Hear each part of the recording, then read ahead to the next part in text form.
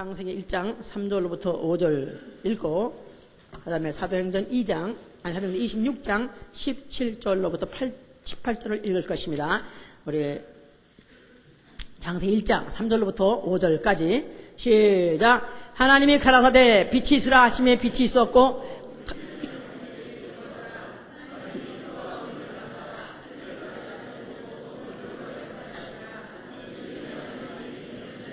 자, 빛을 낮이라 칭하시고 어둠을 밤이라 칭하시니 저녁이 되며 아침이 되며 저녁이 되며 아침이 되니 이는 첫째 날이니라. 그 다음에 사도행전 26장입니다. 26장 17절로부터 18절까지입니다. 234면입니다. 17절. 이스라엘아, 이방인들에게서 내가 너를 구원하여 저에게로 보내어 그 눈을 뜨게 하여 어둠에서 빛으로 사단의 권세에서 하나님께 돌아가게 하고 죄사함과 나를 믿어 거룩게 된 무리 가운데서 기업을 얻게 하리라 하더이다. 아멘. 하나님은 빛들의 아버지가 되시다. 하나님은 빛들의 아버지가 되시다. 하나님은 빛들의 아버지가 되시다. 하나님은 빛들의 아버지시다. 야고보 1장 17절에 하나님 모든 좋은 은사와 선물이 다 빛들의 아버지께도 오고 그에게는 회전하는 그림자도 없으시다. 그래서 하나님은 빛들의 아버지.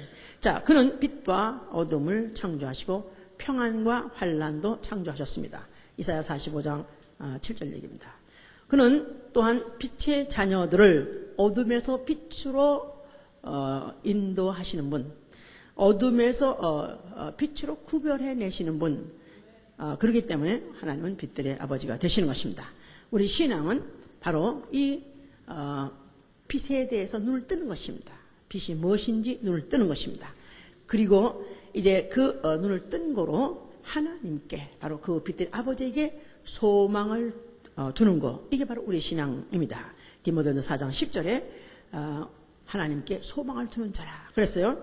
자, 그래서 우리 신앙은 이교도, 이방인들의 신앙과 다른 것은 하나님께 소망을 두는 것입니다. 그런데 이교도에도 빛이 있다. 기독교 안에서 나온 얘기입니다. WCC, 무슨 이런 기독교인이라고 하는 아주 굉장히 대종파입니다만, 바로 그들 중에서도, 그들이 뭐라고 결론을 내렸냐면, 이교도에도 빛이 있다. 그 말은 꼭 기독교 아니더라도 구원받을 수 있다. 진리를, 기독교 아니라도 불교를 통해서든 아니면 마음의 교를 통하든지 진리를 만에 이기만 한다면 바로 구원도 있다. 이게 바로 이교도에 빛이 있다 하는 말입니다. 우리는 절대 그런 자들의 신앙을 배격하고 오로지 소망을 하나님께만 두는 것. 다시 말해서 오로지 빛은 하나님께만 오는 것이다 하는 게 우리 신앙입니다. 우리 신앙 생활은 이제부터 만약 그 빛이 내 속에서 있다면, 다시 말해서 그 소망이 내 안에 있다면 담대함을 가지고 끝까지 어떤 경우를 할지라도 어둠을 뚫고 빛으로 나아가는 생활입니다. 어둠에서 빛으로 해보세요. From darkness to light. 그래서 이 어둠에서부터 빛으로 뚫고 나가는 생활, 이게 바로 우리 신앙 생활이라고 그랬어요. 자, 그래서 우리 2006년 정초에 하나님이 우리에게 권면하시고 주시는 말씀은 이 어둠에서 빛으로. 자, 어둠 하면 우선 어둠 굉장히 기분 나쁘죠. 왜냐하면 어둠 하면은 침침하고, 침침 정도가 아니죠. 어둠이라는 말, black, 아주 완전히 그 블랙 아웃이라 해서 빛이 한 점도만이 없다. 아주 깜깜절벽이다. 그러면 공포가 벌써 살아나죠. 그 다음에 혼돈이 오죠. 거기에 방황이 있죠. 그 다음에 절망이 온다. 그렇기 때문에 이 원래 흑색, 빛을 다 몰수하는 색이 바로 흑색인데, 바로 이 흑색이라는 것은 절망을 표현하는 것이죠. 이 사람의 가지고 있는 병 중에서 가장 불치병이 뭐냐? 가장 무서운 병이 뭐냐? 우리는 암이라고 생각합니다. 아니요. 암보다 더 무서운 병이 있습니다. 절망은 죽음에 이르는 병이라. 그래서 절망 이상으로 무서운 병은 없습니다. 암병이 들어도 살아날 수 있습니다. 백혈병이 들어서 살아날 수 있습니다. 에이즈병이 들어도 살아날 수 있습니다. 그러나 절망이라는 병이 들면은 살아날 구멍이 없습니다.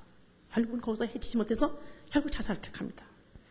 그래서 깜깜절벽, 그냥 이런 사람들은 깜깜절벽을 느끼는 거예요.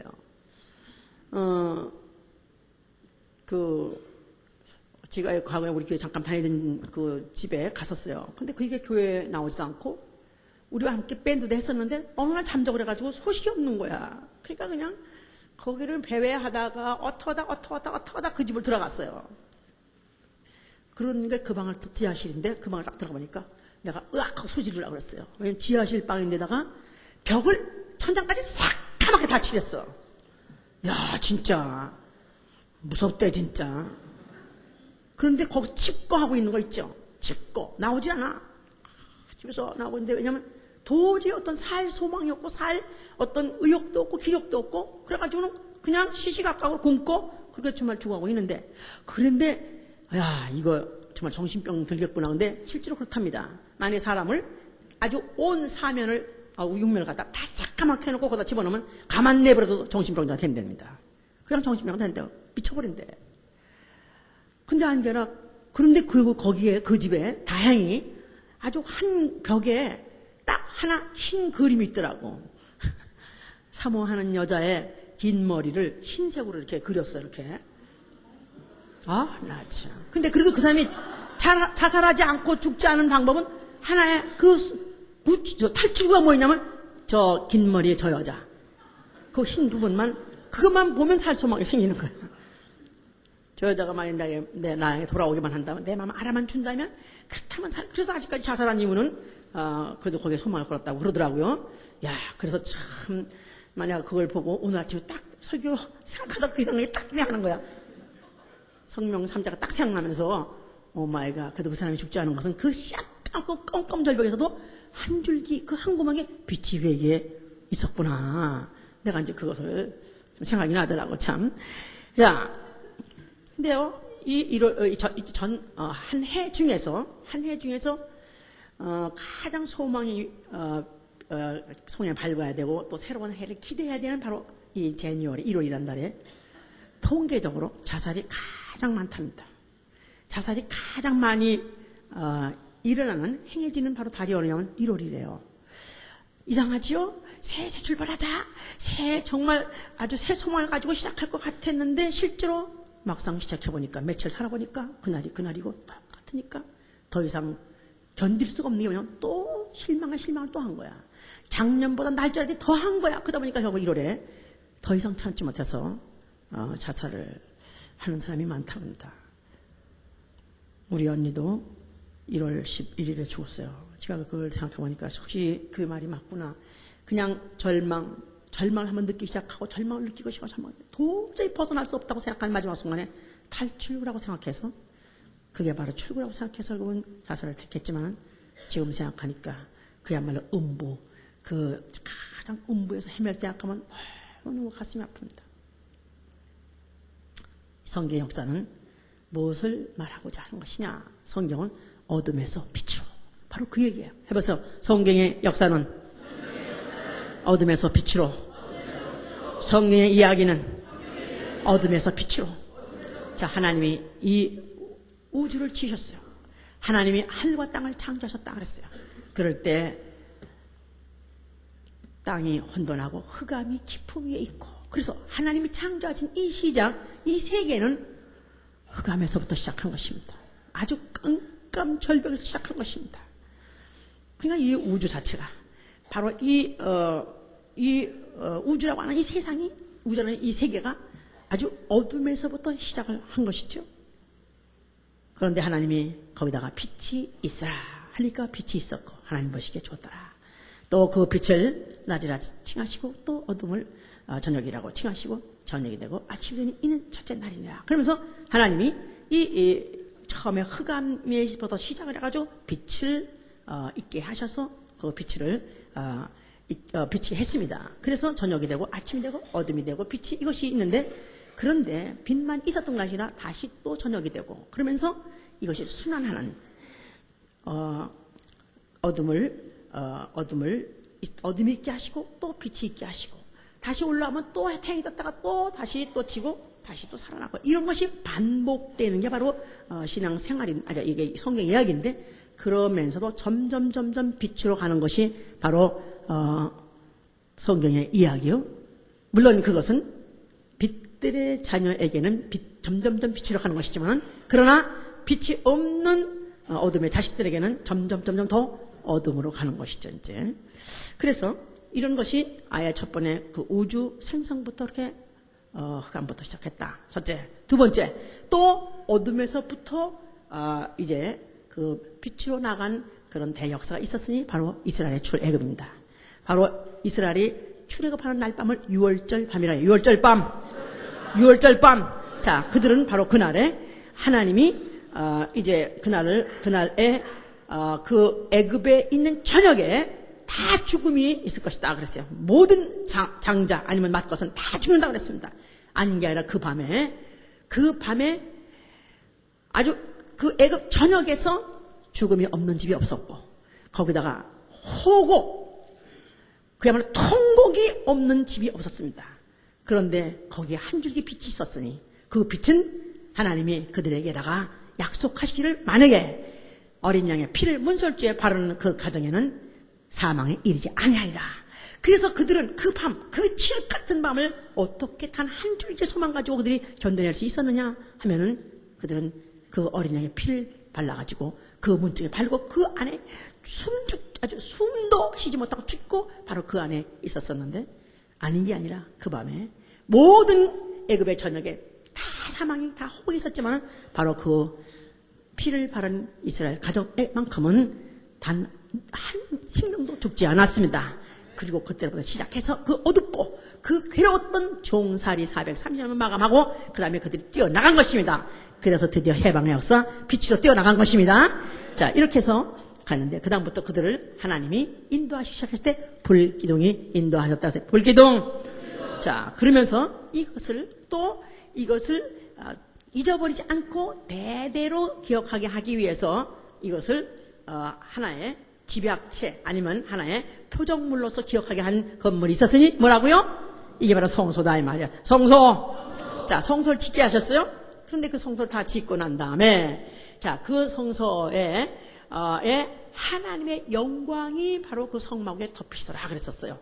그래서 그 성막을 짓고 그들이 다 역사를 필했지만은, 그러나 바로 그들이 오로지 그들을 갖다가 어둠에서부터 바로 빛으로, 사망에서부터 생명으로 바로 그들을 인도하신 그 하나님, 오로지 그들이 하나님께 소망을 두고 살 수 있는 방법. 그들은 뭐 주위를 보고 환경을 보면은 전혀 그런 환경이 아닙니다. 정말 절망적인 그런 환경이지만, 그래도 그들이 하나의 숨통을 두고 바로 거기다 소망을 두고 살아 있었던 것은 하나님이 우리들 중에 함께 계시다 하는 바로 그 성소, 바로 그 성소가 그들의 하나님, 그들의 소망이 되었던 것이다 그 말입니다. 왜냐하면 그때 빛이 있었으니까. 자, 그래서 그 빛이 이제 그 성막 위에 비치고, 자, 우리 한번 물어봅시다. 지성소 아니 그 하나님이 그 성막 위에 빛을 비추시고 그 하나님은 그 성막 안에 계시다 이렇게 말했는데, 그러면 가장 하나님이 과연 그 성막 중에서 바깥의 뜰도, 그 다음에 또 그 회막이라고 하는 성소, 또 한 칸 더 들어가고 휘장소로 더 들어가면 바로 거기가 지성소인데, 지성소는 밝을까요? 아니면 깜깜할까요? 깜깜할까요? 밝을까요? 깜깜할 수밖에 없죠. 왜냐하면 바로 거기는 램프가 없으니까, 등대가 없으니까. 등대는 어디까지만 있냐면 성소에 사람들이 섬기는 곳에만 등대가 있어요. 그 안에는 깜깜 절벽이었어요. 근데 그 안에 제사장이 들어가서 피도 뿌리고 다 하거든요. 그럼 깜깜 절벽에서 여기다 부딪히고 막 그럴까? 거기는 어떻게 한다고요? 하나님의 영광이 비치기 때문에. 할렐루야! 그야말로 인간의 눈에 보이는, 육안에 보이는 그런 빛이 아니라 하나님의 영광이 바로 그 안에 가득하기 때문에, 그래서 거기서 하나님을 섬길 수 있을 정도로 거기는 아주 밝은 빛이 그 안에 있었다는 사실. 자, 이것이 이제 그들에게 하나의 소망이다 그 말이에요. 자, 이러면서 그들이 이제 그 광야를 지나서 또 그 예루살렘에다 성전을 지어서 마치 그야말로 이스라엘에 굉장히 전성기를 맞는 것 같은 그런 시대가 있었습니다. 솔로몬 때 같은 때는 아주 다윗 것도 시작해서 솔로몬 때에 가서 정말 전성기 같은 그런 시절을 받았었는데, 그러면서 그 후에 이스라엘인 것이 그들이 타락하고 또 그 다음에 몰락하기 시작했어요. 그래가지고 정치적으로도 그리고 또 종교적으로도 그들은 굉장히 어두운 시대를 지나게 됐습니다. 그래서 선지자라는 사람들이 이제 등장하게 됐는데, 선지자의 시대. 자, 선지자의 시대는 뭐냐면 바로 선지자 누구냐 하면 등불이에요. 등불. 자, 요한복음 5장 30절에 침례요한보로 예수께서 말씀하시기를 바로 그는 켜서 비치는 등불이다. 그래서 너희들이 바로 그 밑에 거하기를 네가 즐겨야 했었다. 그래서 선지자는 등불이라 해가지고 환한 빛은 아니지만 그러나 약간 흐뭇거리 하더라도 식별할 수 있는 정도, 또 그 길을 찾아서 갈 수 있는 그런 정도의 바로 등불이라 그랬었어요. 자, 그 선지자가 출현해가지고 그 다음부터 선지자가 계속해서 있었다는 것 자체는 그들에게 그래도 소망이 있다. 정치적으로도 그들에게는 주권을 잃어버리고 또 그들이 종교적으로 또 타락하고 했다 할지라도, 그러나 그래도 그들에게는 절대로 절망은 없다. 그래도 소망은 있다. 그러면서 그들을 계속해서 깨워가고 인도했던 바로 자들이 바로 선지자다 그 말이에요. 자, 그래서 이 선지자가 있었었는데, 그런데 말락이라는 선지자를 마감으로 하고 마지막으로 하고 선지자가 뚝 끊어졌어요. 마태복음 예수 그리스도가 나타나기 전까지 선지자가 없는 시대, 그때를 암흑시대라자. 암흑시대. 자, 그 말은 선지자가 없는 시대. 그야말로 정치적으로도 그 다음에 경제적 말하고 종교적으로 그야말로 이제 선지자까지 없으니까 이제는 그들에게는 정말로 소망이 없는가? 정말 이들에게는 절망인가? 이렇게 아주 생각할 수밖에 없는 그런 시기를 그들이 지냈습니다. 자그마치 400년 지났다고 그랬죠? 그때는 바로 선지자가 없는 시대. 그래서 선지자가 없다. 그들에게 그나마라도 하나님의 빛을 비춰주는 그런 등불이나 없는 그런 시대다. 그래서 이제 선지자 없는 바로 암흑 시대다. 그러니까 아주 빛이 이제는 정말 이제는 그나마도 까물까물 정도가 아니라 이제는 정말로 이제 더 이상 어두울 수가 없다. 더 이상 밤이 마치 기쁘면 새벽이 오는 것 같이 그들에게 정말 기뻐서 선자까지 없이 400년까지 없으니까 이제 우리는 절망이다 하려고 했을 때 드디어 하나님 아들이라고 하는 예수 그리스도가 나타나신 것입니다. 자, 예수 그리스도가 이제 출현했다 이 말이에요. 자, 예수 그리스도 출현했을 때 바로 그 예수의 출현에 대해서 이사야 선자는 뭐라고 말했냐 하면은 이사야 선자 봅시다. 이사야 9장 2절.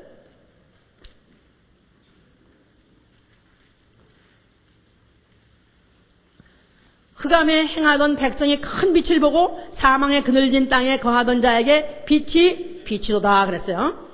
흑암에 행하던 백성이 큰 빛을 보고 사망의 그늘진 땅에 거하던 자에게 빛이 비치다. 그래서 흑암에 있는 중에 바로 드디어 빛이 왔다 그 말이에요. 그러니까 아주 흑암, 그들에게 영적으로도 또 정치적으로도 아주 암흑기, 그냥 정말로 절망이 그들에게 되어서 정말 그들에게 절망 중에서 아주 낙담하고 쓰러질 밖에 없지만, 그래도 그들에게는 항상 무엇을 소망했었냐 하면은 하나님이 그들에게 빛을 비칠 것이다, 큰 빛을 보여줄 것이다. 그걸 누구죠? 그들은 생각하기를 메시아 출현이다. 메시아 왕만 오면은, 전쟁에 능한 왕만 오면은 그들이 정권도 주권도 회복할 것이고, 그 다음에 그 왕에 들어오시게 되면 우리가 그때는 정신 차리고, 그때는 정말 우리가 더 영적으로도 우리는 더 살아날 것이다. 이렇게 그들이 생각하고 있었어요. 그래서 그들이 유대인이라는 사람들, 이스라엘 사람들이라는 사람들은 그들이 그 애굽에서부터 나와가지고 그 다음에 그들의 그 환경이라는 것은 정말 그야말로 살 소망이 끊겨질 정도의, 그래서 정말 그들에게 아주 고난과 환난이 계속됐습니다만, 그러나 그래도 그들이 절망하지 않고 그래도 꿋꿋내 견뎌올 수 있었던 것은 바로 메시아가 올 것이다. 메시아만 오면 바로 이스라엘 영광은 다시 되찾을 수 있는 것이고, 우리에게는 빛이 분명히 비칠 것이니까 우리에게는 소망이 있다. 이렇게 그들이 갖고 있었는데, 그런데 바로 하나님 아들 예수 그리스도가 자기 땅에 왔을 때 이들은 알지 못하더라 그랬었어요. 막상 왔는데도 알지 못하더라. 우리 요한복음 1장을 봅시다. 요한복음 1장 1절부터 보시면, 대초의 말씀이 계시니라. 이 말씀이 하나님과 함께 계시니 이 말씀은 곧 하나님이라. 4절. 그 안에 생명이 있었으니 이 생명은 사람들의 빛이라. 말씀 안에, 하나님 안에 생명이 있었으니 바로 사람들의 빛이라. 사람들의 빛이려고 오신 큰 빛이 있었다 이 말이에요. 그럼 5절, 빛이 어둠에 빛이 돼 어둠이 깨닫지 못하더라. 사람들이 깨닫지 못하고, 또 그 다음에 9절에 가니까 참빛 곧 세상에 와서 각 사람의 비치는 빛이 있었나니 그가 세상에 계셨으며 세상은 그로 말미암아 지은 바 되었을 때 세상이 그를 알지 못하더라. 세상이 그를 알아보지 못했다는 것입니다. 그가 바로 빛이요, 그가 바로 소망, 이스라엘이 기다리는 바로 소망, 아니 인류의 소망이 되시는 이가 오셨다는 사실을 세상은 알지 못하더라 그랬었어요. 자, 그가 그렇게 알지를 못하는데, 그가 그럼에도 불구하고 그는 뭐라고 말씀하셨냐 하면은 요한복음 8장 12절에 나는 세상의 빛이라 하셨어요. 나는 세상의 빛이다. 나는 세상의 빛이다. 나를 따른 자는 다시는 어둠에 다니지 아니하고 생명의 빛을 얻으리라. 예수 그리스도께서가 나타나셔가지고 나는 세상의 빛이로운 빛이다 이렇게 말했었어요. 자, 이 세상의 빛, 바로 이스라엘 사람들, 바로 유대인들이 기다리는 그 빛은 뭐냐 하면 메시아, 아주 영광스러운 왕이 군대를 끌고 큰 아주 무력을 가지고 영광스럽게 막 이 예루살렘 성에 입성하여서 그 로마 정권을 때려부시고 그들에게 주권을 갖다 회복하고, 그 다음에 다시 이스라엘 전성기, 옛날에 솔로몬 시대에 그 전성기를 다시 한번 회복하는 그때를 그들이 기다렸음에 불구하고 예수 그리스도 너무나 초라한 자, 목수의 아들로서 결국은 추종자라 해봤댔자 이상한 비리나 나는 어부들 몇 명 데리고 다니면서 내가 바로 세상의 빛으로 왔다, 내가 바로 하나님이 보내신 바로 메시아다가 이렇게 말하니까 이들에게 더 만약에 이거라면 더 절망이다 그렇죠. 만약에 이렇게 하면 난 정말 그동안 믿기가 헛것이다 할 정도로 그들에게는 더 실망을 안겨준 것이죠. 이제 그러면서 그가 또 따라서 하시는 말씀이, 그가 빛을 믿으라 하면 너희가 빛의 아들이 되리라 하고 요한복음 12장 35절 36절 이렇게 말씀하세요. 해보세요. 빛을 믿으라. 너희가 빛의 아들이 되리라. 자, 그러니까 도무지 이들은 용납할 수 없고 이들은 화를 치밀게 하고 분을 나게 하는 언어만 말한 것입니다. 왜냐하면 예수 그리스도는 그가 신분적으로 볼 때도 그렇고 또 현재 갖고 있는 조건을 봤을 때 이스라엘 소망을 충족시킬 수가 없었어요. 그런데 그가 또 하나 기도할 만했던 것은 없지 않아 있긴 있었던 것은 뭐냐면 그가 소경을 눈을 뜨게 하지 않는가, 죽은 자를 살려내지 않는가, 무덤 속에서 이미 썩어있던 자 갖다가 끌어내서 살려내지 않는가. 그러니까 이렇다면 우리 소망을 걸어봐, 여기다 한번 기대를 걸어봐 하고 이스라엘 사람들이 그러면 차라리 그렇게 할 바야 네가 왕이 되라 이렇게 해서 예수를 갖다가 왕 되소서 했습니다. 그런데 막상 왕 되라 하면 예수는 36개 주량나기 상책이다 하는 식으로 도망을 가버린다 이 말이야. 그러니까 이들이 더욱더 화가 나고 더 화가 나게 한 것은 바로 이 성전 앞을 지나가시면서 이 성전을 어떡하라? 헐라 이렇게 말씀하시니까, 아니 이들에게 그래도 유일한 소망은 그래도 그들에게 정치적으로나 그들이 종교적으로나 경제적으로나 그들에게 오로지 소망은 오로지 하나님께 있는 것이고 또 그 하나님 보내시다는 메시아에게 있는 것이고 그 메시아는 바로 그 성에 이제 동편문으로 들어온다고 했는데, 이거를 만약에 헐어버려 한다면 그들에게는 이제 영원히 우리에겐 절망이다 이렇게 생각했기 때문에 더 좌절 느끼고 더 절망 느끼기 전에 이를 차라리 죽여버리자 이렇게 생각해 버린 것입니다. 예수께서는 그가 이들의 그 마음을 다 아시면서도 굳이 그렇게 말씀하셨던 것은 그는 죽어야 살겠고, 그가 죽어야 바로 다시 살고, 바로 그가 죽어야 그가 정말로 하나님이 보내신 바로 그들이 이스라엘 기다리고 사망 중에서 그들이 사망의 그늘진 땅에서 바로 그들이 그 백성이 큰 빛을 볼 수 있기 때문에 바로 그와 같은 일을 한 것이죠. 자, 그렇게 말씀을 한 것이다 이 말이에요. 자, 예수께서는 그래서 결국 그들에게 이스라엘 백성에게 한때 아주 그야말로 뿜을 일으키고 한때 그런 어떤 굉장히 인기를 얻었었고 총애를 받았고 기대를 얻었던 그런 것들이 컸던 것이 큰 만큼 오히려 이스라엘들이 소망했던 그런 것들을 갖다가 왕이 되기를 원했거나 아니면 또 그를 통해서 어떤 회복을 원했었는데 결국 그걸 충족시키지 못해주니까 결국 예수에 대한 실망이 갑자기 예수를 증오하는 마음으로 만들어버린 것입니다. 예수를 갖다가 갑자기 증오하게 된 것이 결국 예수를 죽여버리자 해서 결국은 그들 중에 있는 제사까지도 합세해서 예수는 팔렸고 예수는 결국은 잡혀서 그가 재판을 받고 재판 받았을 때도 단 한마디 변명도 않고 결국은 그가 죄인도 아니면서 죄인같이 심판을 받고 그리고 그가 십자가를 지고 죽게 된 것입니다. 자, 그가 십자가를 지고 그야말로 그 처참하고 그 정말 참혹한 십자가에서 그 형을 받는 순간에 그는 다 이뤘다 그랬어요. 다 이뤘다. 다 이뤘다. 다 이뤘다. 바로 그 다 이뤘다는 그 순간은 아침 그가 6시부터 바로 6시부터 해가 어둡기 시작했다 그랬어요. 그러더니 그 12시가 되니까 그야말로 그냥 아주 흑암이 온 땅에 덮쳤다 그랬었어요. 그래서 예수님이 십자가에서 죽는 그 순간에는 아침에는 해가 있었었는데 분명히 그가 십자가 죽는 순간 대낮 오후 3시입니다. 그런데 그가 아주 죽는 순간에 온 햇빛이 갑자기 깜깜절벽이 됐습니다. 그리고 그냥 우박이 막 번개가 치고 그 다음에 막 우박이 내리고 굉장히 아주 공포스러운 분위기가 있었습니다.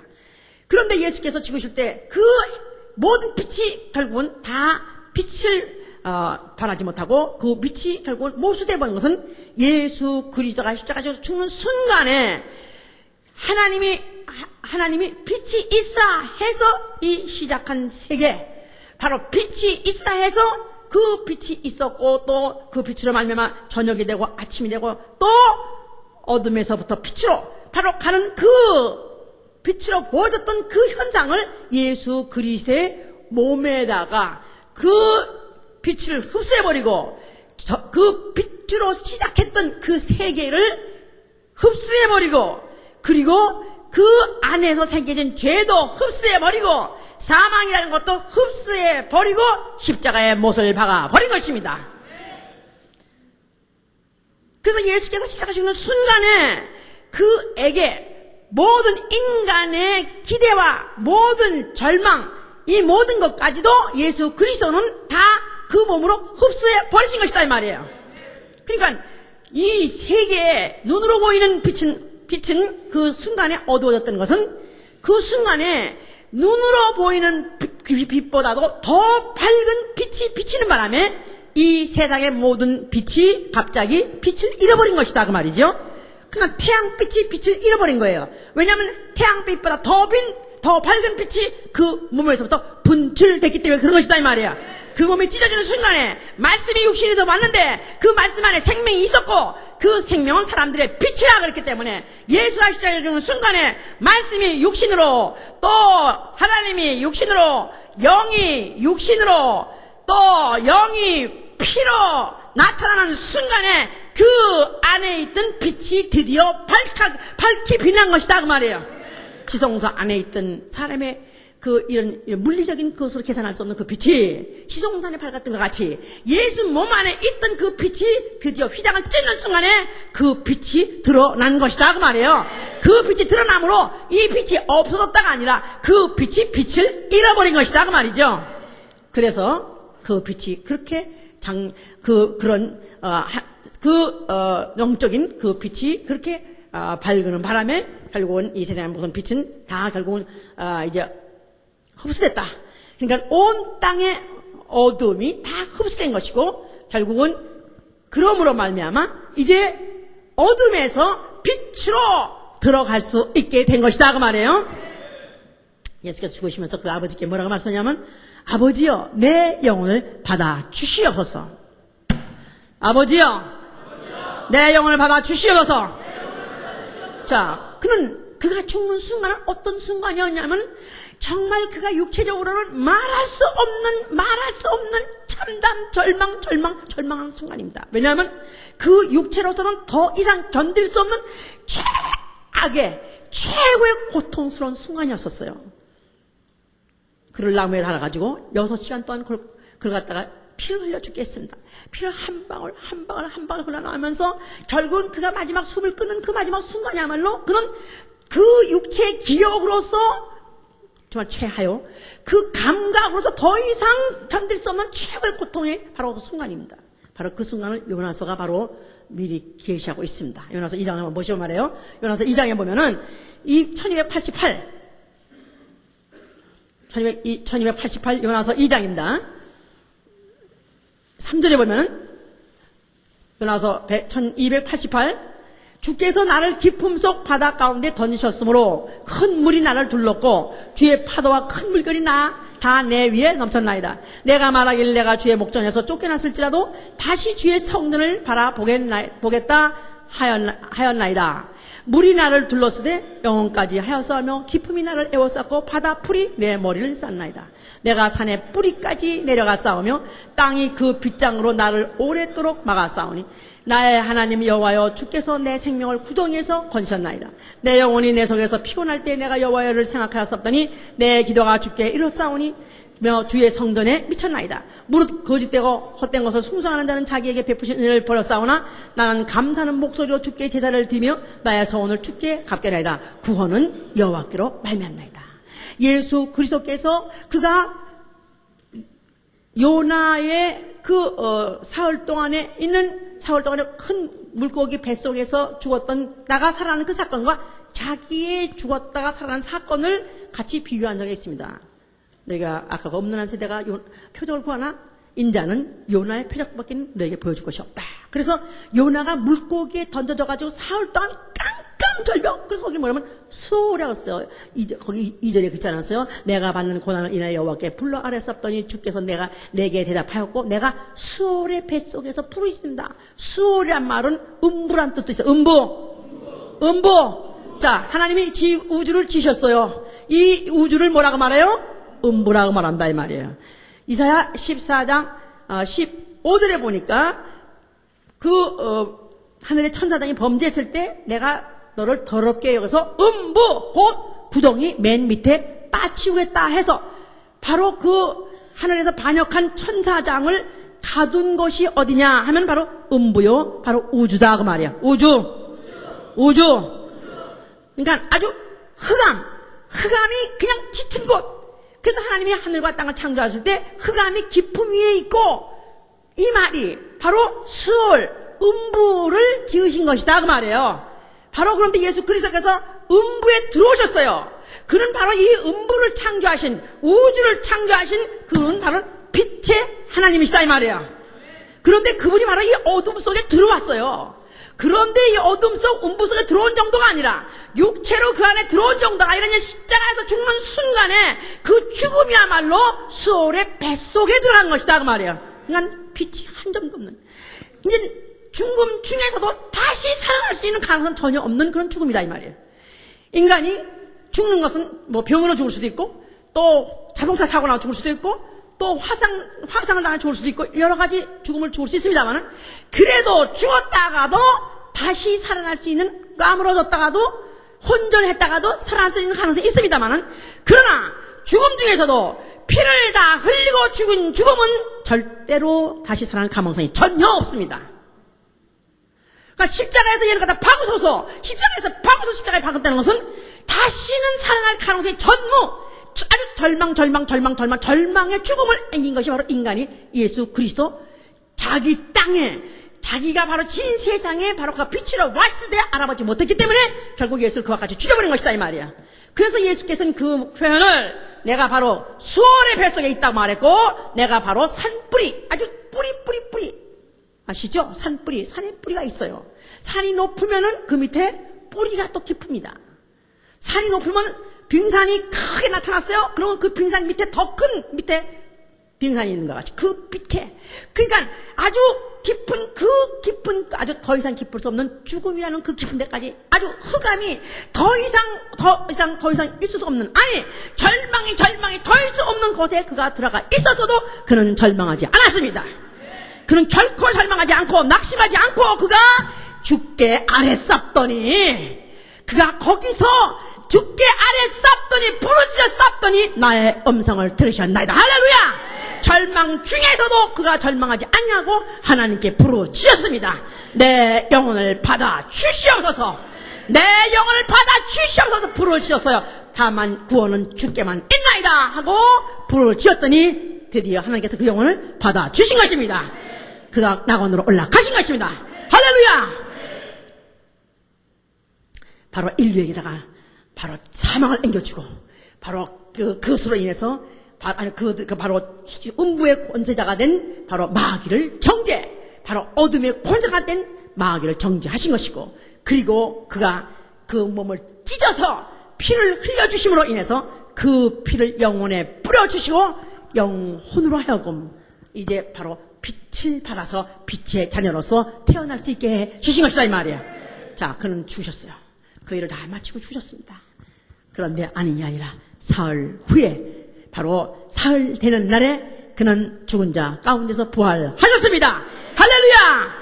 바로 부활하는 안식구 첫날 미명에, 안식구 첫날 미명에, 안식일이 지나가고 그 다음에 하루가 절망 중에서 있었어요. 뭐 살아났겠냐, 뭐 살아난다고 말했죠. 어떻게 살아나겠느냐, 전혀 살릴 기대가 없이 다만 그 무덤에다가 마지막이라도 어떤 예를 표현하겠다고 해서 무슨 걸 가가지고 바로 무덤 앞에 간 그 애들에게 전달된 소식이 뭐냐 하면, 너희가 너희 주를 찾느냐, 너희 주는 무덤에 있지 않냐고, 그는 살아나셨느니라. 할렐루야. 그는 어둠에서 빛으로, 죽음에서 사망으로 옮겨진 것입니다. 할렐루야. 그리고 그 다음에 날을 사시다가 드디어 하늘로 올리워 가셨습니다. 바로 거기가 어디냐 하면 바로 아버지 집이다 이 말. 아버지 집. 아버지 집. 거기는 어떤 곳이냐 하면 계시록 22장 5절 보세요. 눈 떠. 그거 왜 어둠을 자초하고 있어? 네? 22장 5절. 자, 거기는 어떤 것이냐 하면은, 자, 4절 보니까, 그의 얼굴을 볼 터요 그의 이름도 저희 이마에 있으리라. 다시 밤이 없겠고 등불과 햇빛이 쓸데없으니 이는 주 하나님이 저에게 비추심이라. 저희가 세세토록 왕노로 살다. 등불도 필요 없고 밤도 필요 없고 햇빛도 쓸데없다는 것입니다. 바로 거기는 항상 주의 영광에 비추십니다. 주의 빛이 빛나는 곳입니다. 누가 계시기 때문에? 누가 계시기 때문에. 바로 빛들의 아버지, 바로 빛의 원광, 빛의 원래 원광이 바로 거기 계시기 때문에 거기는 밤도 없고요, 거기는 어둠도 없고요, 거기는 등불도 필요 없고요, 햇빛도 필요 없습니다. 거기는 세세뭉도록 밝은 것입니다. 천국은 밝고 밝은 것이에요. 지옥은 어디냐 하면 어둡고 영원히 어두운 곳입니다. 예수 믿으세요. 예수 믿으세요. 예수 믿으시면 지옥 안 가고 천당 갑니다. 지옥, 난 예수쟁이들 꼴보기 싫다. 이런 꼴들 꼴보기 싫고, 난 바로 예수 믿으라고 이렇게 다니는 거. 남자 새끼가, 그냥 한번, 좀 싸나이답게, 그냥 폼도 못 잡고 밤낮 요래가지고, 여자들 팀에 끼어가지고, 예수 믿으세요. 이러고, 아주 자기 밥맛 없다고. 거기는 자기는 천당에 자기 가기 쉽지 않대. 그런데 지옥에 가면은 그저 끝발리는 모든 잡것들에 끝수 있는 것들이 다 모이기 때문에 거기 가면 재밌을 거려나? 거기 가면 하여튼 간에 그냥 이런 묻 것들이 다 모두가 하여튼 한바탕 아주 옛날에 한 사람들, 이런 사람들이 거기 와 있기 때문에 거기 가면 재밌을 거래. 그러니까 나는 천당엔 싫대. 거리에 가고 싶대. 근데 미안하지만 천당은 그런 사람을 볼 수가 없다니까? 아니, 지옥은 이웃이 없어요. 지옥은 빛이 없어요. 그냥 영원히 깜깜절벽 독방. 아까 왜 내가 신방했더니 깜깜하게 해놨는데 맞지? 사방이 아닙니다. 모든 16방이 아래 옆에 다 봐도 빛이 한 점 없습니다. 다시는 탈출할 수 있는 가능성이 영원히 폐지된 절망. 자살할 수도 없는, 죽을 수도 없는 몸으로 부활해서 깜깜절벽에 가서 거기다가 어둡기만 한가요? 뜨겁기는 유황불못이라 그랬으니까요.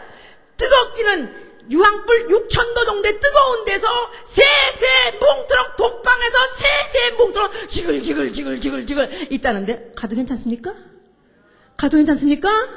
거긴 가면 안 되죠.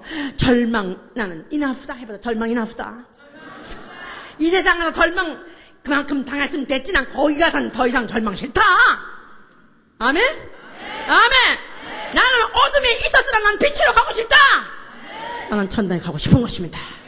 자, 빛보다도 날빛보다 더 밝은 천국 믿는 마음으로 가겠네. 며칠 후 믿는 마음으로 만약 가지 못하면 멸우치 된장국 속에서 만나리. 자, 며칠 후 내가 정말 그 밝고 햇빛보다 더 밝은 그 하늘에 나는 가리라.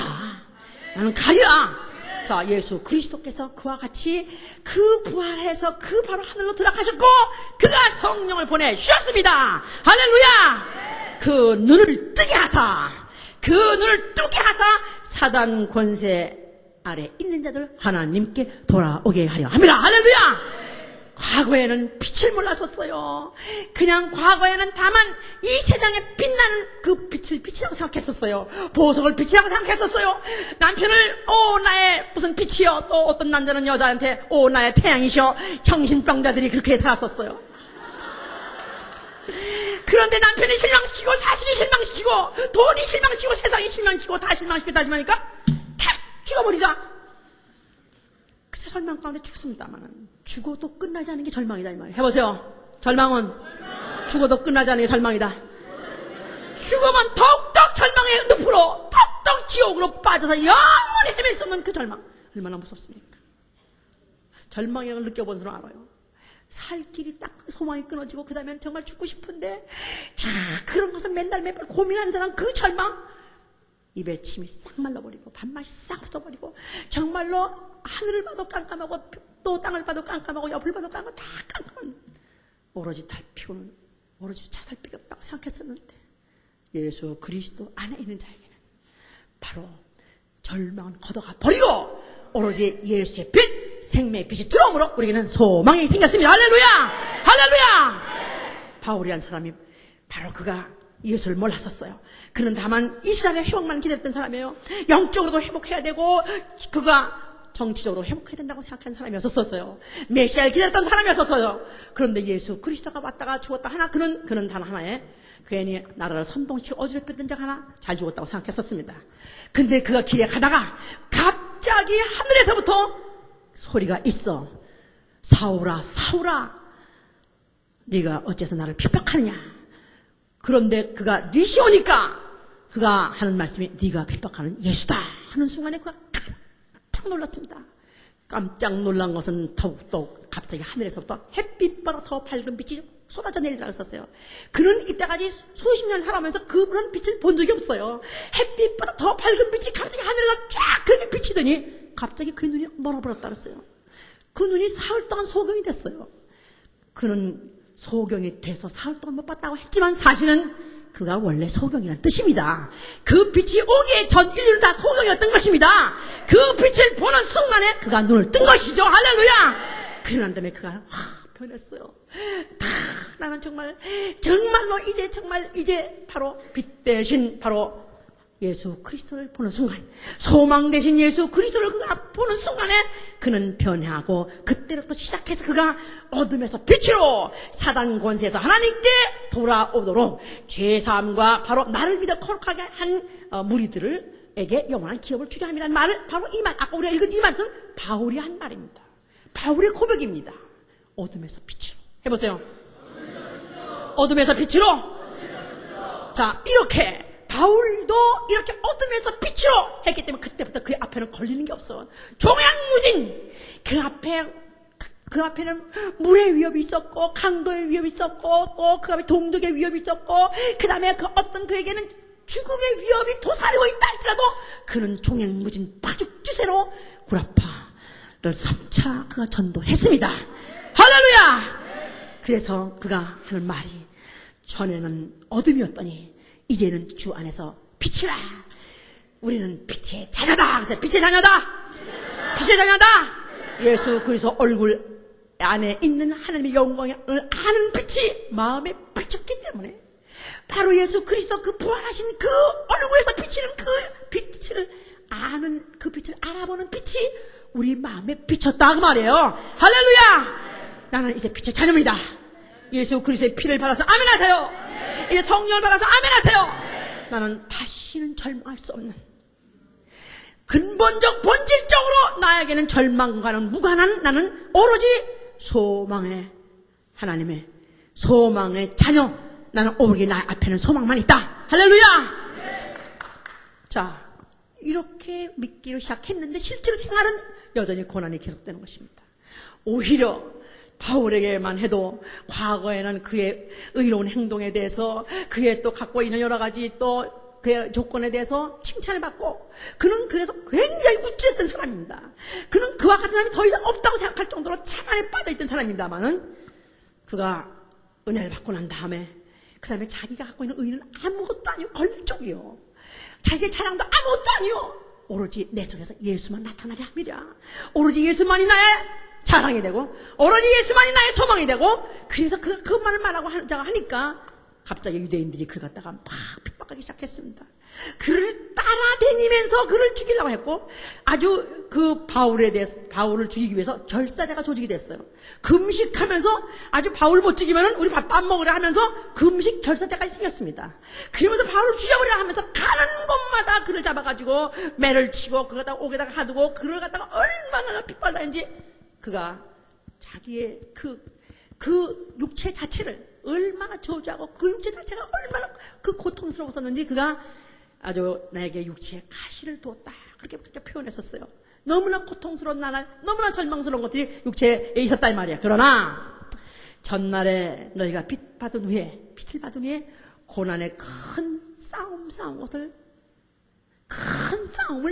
참음으로써 이긴 것을 기억하라, 생각하라. 그래서 이렇게 이제는 정말 예수 믿고 난 다음에 정말 큰 빛을 받게 되고 정말 큰 소망을 갖게 되는데, 오히려 생활적으로는 더 어두워지고 더 힘들어졌다 이 말이야. 그럴지라도 그는 결코 나는 절망에 빠질 수 없다. 결코 나는 이 바로 어둠을 헤치고 나가리라, 이 어둠을 뚫고 나가리라 해서 그의 발목을 잡은 것이 없이 그는 계속해서 질주한 것입니다. 할렐루야. 그가 마지막에 무슨 로마의 어디 지하 동굴에서 그가 살다가 결국은 죽었다, 그런 신학자들이 하는 말이 있습니다. 빛 한 점 없는 그야말로 깜깜한 그런 동굴 속에서 그가 죽었다 할지라도 그는 육체적으로는 정말 절망적이고 고통스럽고 고난이 환난이 핍박이 아주 너무 심해서 이제는 살 소망이 전혀 끊긴 가운데 살았다 할지라도 그 영혼 속에서 우러나오는 빛, 그 영혼 속에서 좌절하지 않고 계속 솟아나오는 바로 소망이 있었으니, 영광의 소망, 부활의 소망이 있었기 때문에 그렇습니다. 할렐루야. 그래서 이 그리스도인 예수 믿는 사람은, 예수 믿는 사람에게는 결코 절망이 없습니다. 절망이라는 것을 내가 느낄 때, 어둠을 느낄 때, 깜깜 절망을 느낄 때 드디어 나는 이 어둠을 뚫고 나가리라. 내 안에 이 빛 가지고 나는 이 빛으로 뚫고 나가리. 할렐루야. 그 갱에 들어가서 탄광 마인에 들어가는 사람들은 다 여기 빛을 여기다 이렇게 빛의 모자를 갖다가 쓰고 들어갑니다. 그게 바로 그 라이트이 없었단 말 자체, 그 자체가 죽음이에요. 거기서 찾아가지고 나올 길이 없어요. 왜냐면 이리 뚫고 저리 뚫고 가도 찾아가지고 나올 수가 없습니다. 그런데 바로 그 빛을 있으면 그 빛을 보고 그들이 따라 나올 수 있는데, 바로 우리 예수 믿는 사람은 예수 믿으니까 그날로 금시발복하더라. 예수 믿으니까 잘 되더라. 예수 믿으니까 11조 내니까 그냥 창고에 그냥 쌓을 곳이 없이 넘치더라. 예수 믿으니까 집안도 잘 되고 또 출세하더라. 아닙니다. 예수 믿어서 오히려 바울같이 되는 게 정상입니다. 왜 대답을 안 해? 우리 바울같이 되고 싶지 않아요? 바울같이 되고 싶지 않아요? 안 되고 싶으나 보네? 바울아 이름 띄워버려 그럼. 응? 바울과 같이 정말 그 빛을 발견하는 순간에 그는 그때부터 그 육체적으로는 더 어려워지고 더 힘들어지고 더 가중되는 핍박과 그 박해 속에서 그는 절망 구렁텅이에 빠졌지만은 결코 절망하지 않아요. 죽었다가 던져버렸습니다. 그랬는데도 살아났어요. 거기다가 사자굴을 던졌습니다. 살아났습니다. 할렐루야. 그가 죽었다 쳤다 할지라도 그 안에서 그를 다시 살려낼 수 있고 어둠에서 빛으로 그를 갖다가 돌파하고 나갈 수 있는 힘이 있었기 때문에 그는 죽음을 돌파한 것입니다. 할렐루야. 난 예수 믿는 사람 앞에는 어떤 어둠이 아주 깜깜하다, 빛이 안 보인다, 이런 소리라는 거 입 자체에서 내면 안 된다 이 말이에요. 알았어요? 우리 성도들 중에서 생활이 어렵다고 해서 뭐 경제적으로 어렵고 가정적으로 어렵고 또 무슨 신분적으로 스테이터스 뭐 해보다가 안 되고 라이센스도 없고 뭐 잡도 없고 안 되네요. 이게 벌써 이미 어둠에 잡힌 것이다 그 말이에요. 내가 만약에 이것도 안 되고 저것도 안 되면 가면 갈수록 더 안 돼. 드디어 빛이 후감이구나, 밤이 깊구나, 밤이 깊으면 드디어 새벽이 다가온다. 할렐루야. 밤이 깊어야 새벽이 오는 것입니다. 가서 부딪히는 것이다 이 말이에요. 그러니까 어떤 장벽을 만나는 순간에 회피하면 안 된다 그 말이에요. 우회하면 안 된다 이 말이에요. 세상의 방법은 무슨 한 번 내가 후퇴했다가 내가 뭐 3보 앞에 뭐 전진 이렇게 돼 있고, 아니면 우회라는 것도 있을 수 있단 말하지만 우리 기독교의 방법은 정면 돌파입니다. 예수께서 죽음을 피하지 않은 것 같이 죽음을 몸을 갖다 던져가지고 죽어서 돌파하신 것 같이 우리도 바로 어떤 어려움, 어떤 고통, 어떤 어비다비다 돌파하는 것이다 이 말이에요. 그러니까 우리 여호수아가 여리고성을 그가 이제 함몰할 때 그 여리고성에 바로 그 일곱째 날에 일곱째 날 새벽에 바로 그들이 마지막에 그 새벽 7시에 일었을 때 그날 따라서 그날만큼은 7바퀴를 돌더라. 모두 총 13바퀴를 돌고 난 다음에 나팔을 불라, 그리고 너희는 외치라 했어요. 그랬더니 나팔을 빡빡빡빡빡 불고 외치라 샥 트는 순간에 드디어 여리고성은 와장창 무너진 것입니다. 할렐루야. 그러니까 바로 여리고성에 있었을 때 뭐 절로 저쪽 동네로 가지 딴 동네로 가지가 아니라 여리고성의 정문 앞에 가서 거기 가서 정면 돌파라 그 말이에요. 외치라 그 말이에요. 요나가 바로 그 고래 뱃속, 수월의 뱃속에서 부러진 것 같이 외치라 그 말이야. 할렐루야. 뭐라고 외치라고요? 예수요. 맞습니다. 예수요 해보세요. 나에게는 절망이 없습니다. 나는 깊이고 정면 돌파할 것입니다. 와장창 충창 무너지는 것입니다. 할렐루야.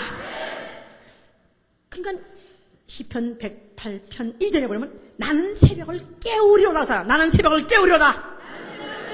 I will awaken the dawn.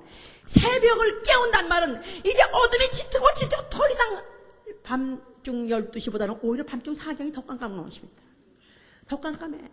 이제는 이제 저 서산에 진 해 여명 그 빛도 노을도 다 없고 이제 전혀 깜깜 철벽 되니까 드디어 새벽별이 뜨듯이 할렐루야. 여명이 올라온다 이 말이야. 그러나 내가 생활 중에서 나는 이제 더 이상 갈 수 없다, 이제는 끝장이다, 나는 정말 이제 자신도 없다, 내 한계를 부딪혔을 때, 내 한계가 완전히 이제는 한계 이제 마지막이다 하는 그 순간에 드디어 끝까지 참고 내가 그 길로 몰락하면 드디어 어둠은 도망갑니다.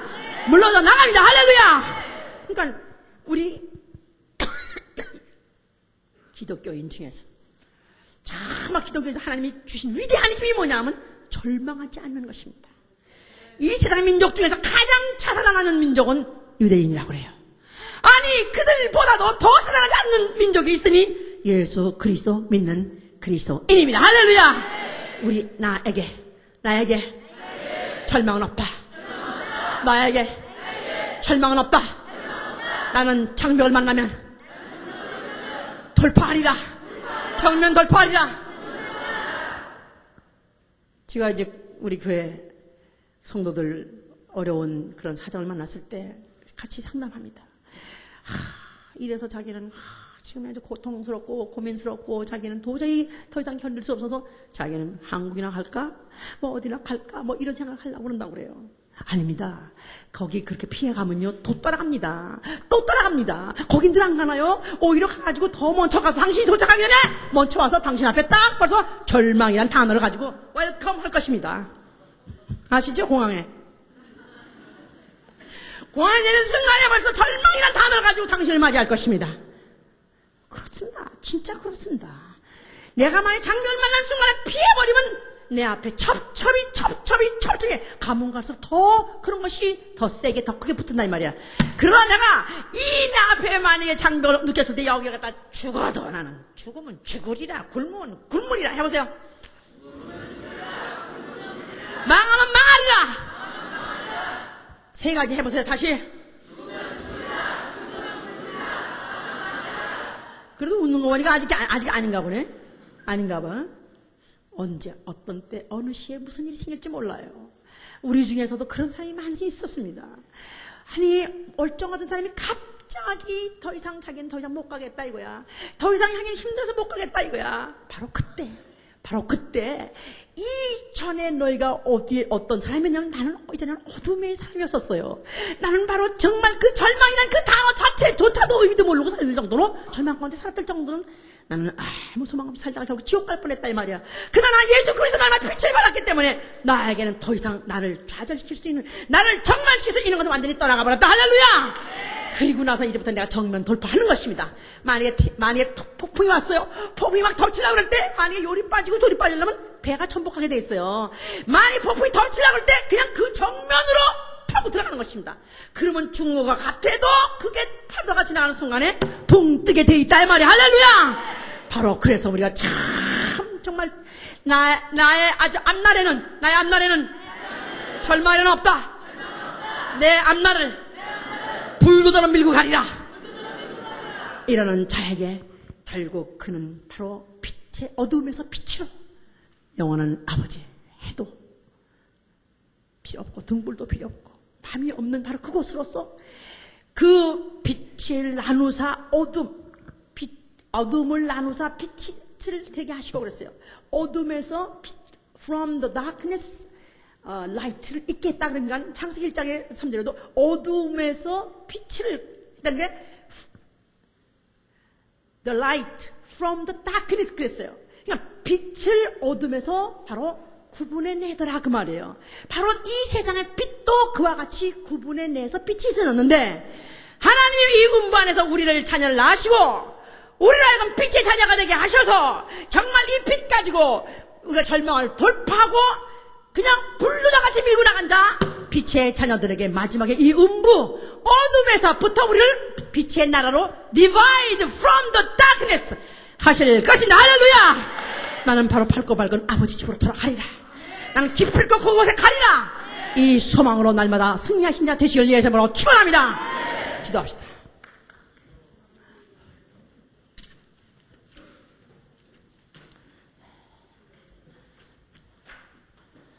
우리는 믿음이 있다 하면서도 너무 쉽게 무너져요. 너무 쉽게 실망을 하고 너무 쉽게 좌절하고 구역이 안 되면 구역에 또 사람이 또 떠나가면 그것 때문에 좌절하고 또 만약에 또 생업에 이상이 생기면 그것 때문에 금방 좌절하고 어떻게 이렇게 쉽게 무너지고 쉽게 부서지는 사람인지 주여 불쌍히 여겨 주시옵소서. 이제 정말 내 안에 예수의 피가 있고 내 안에 성령님이 계시오니 주여 나는 앞으로 이제는 매사에 정면 돌파하고 나는 이길 것입니다. 정면 돌파하고 앞으로 나아갈 것입니다. 예수여.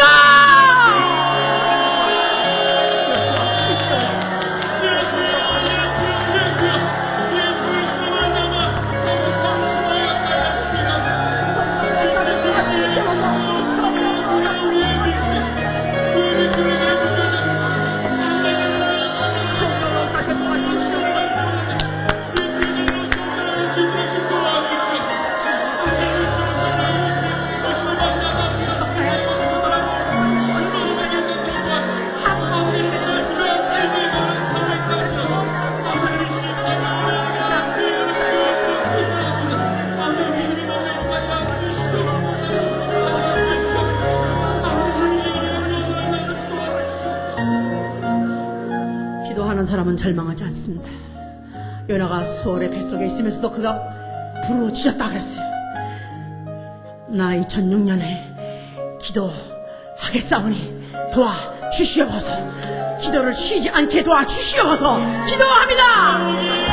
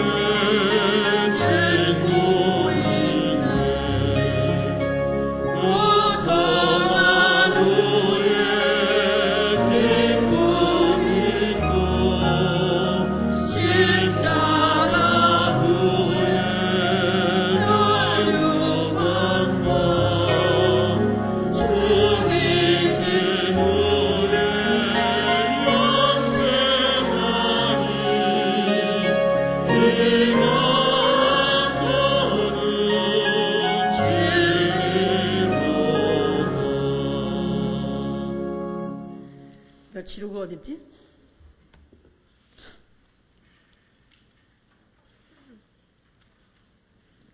뭐 이런 거죠? 날빛보다 더 밝은?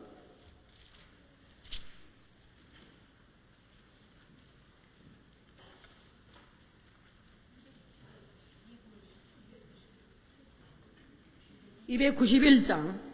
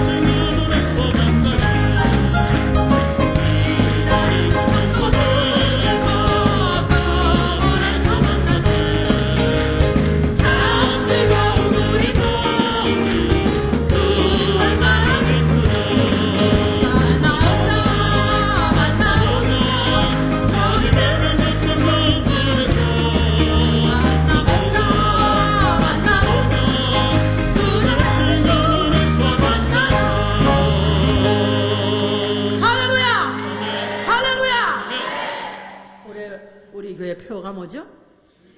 진리의 등대가 되죠. 진리의 등대가 되려면 이런 과정을 겪어야 되는 것입니다. 우리 바로 첫 주에 한 설교가 뭐였죠? 새로 출발하자 그거죠. 새로 출발하자. 새로 새해가 시작했냐 새로 출발하자. 오늘은 뭐죠? 출발을 했는데 또 앞에 장벽을 만나면 무너질까봐 어떡하자고요? 정면 돌파하자 그 말이죠. 아멘 할렐루야.